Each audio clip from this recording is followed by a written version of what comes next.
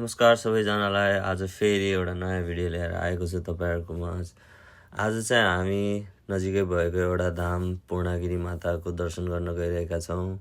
आज हामी सपरिवार त्यहाँ भिजिट गर्न गइरहेका छौँ। धेरै वर्ष पहिलाबाटको एउटा प्लान थियो जाने भनेर, तर समयको व्यस्तताको कारणले गर्दा हामी जान चाहिँ सम्भव भइरहेको थिएन। यो पालि चाहिँ अब दाइ चाहिँ मिस भयो, तर सबैजना हामी फ्यामिली भएर जाने भनेर लागेका छौँ। अब यहाँ पूर्णागिरी माताको दर्शन गर्नको लागि यस्तो भिड छ, हेर्नु साथीहरू सबैजना खुसी छन्।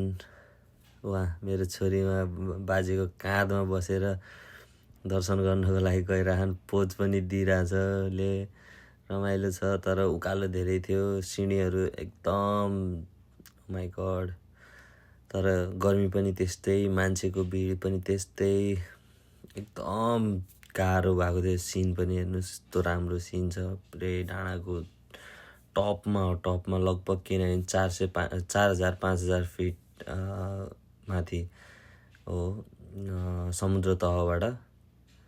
अनि एकदम अक्सिजन, मलाई त हिँड्दाखेरि अक्सिजनकै कमी भए जस्तो फिल भइरहेको थियो। एकचोटि यहाँ चाहिँ टक्क सबैजना फ्यामिलीले चाहिँ ग्रुप सेल्फी हान्यौँ। हेर्नु सबैजना खुसी छन्।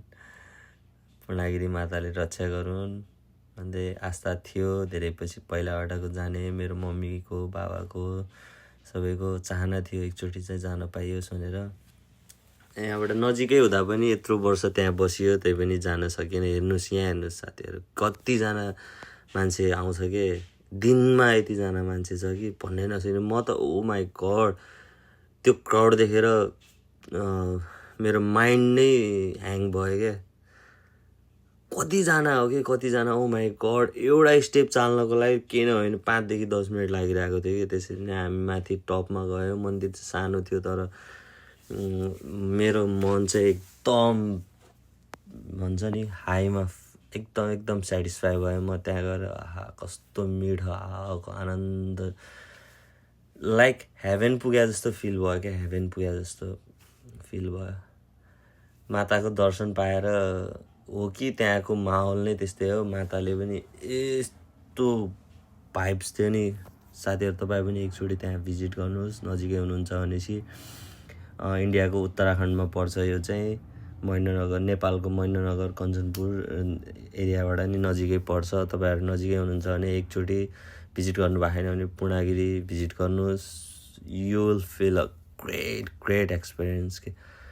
यहाँ चाहिँ हामी घर फर्किने बेला टिका लगायौँ। छोरीले फोटो खिच्न गएको, पुरा बाइक राइड हानिरहेछ।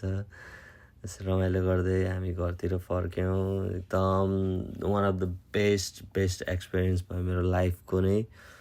सबैजनाको भनौँ अब दर्शन गरिसकेपछि आएपछि मम्मी त सुत्दिरहने। यसरी अब हामी अब नेपाल भारतको बोर्डरमा छौँ। अब घरतिर प्रस्थान भयो। Thank you so much guys for your love, support and यसरी नै माया गर्दै गर्नुहोस्। Thank you.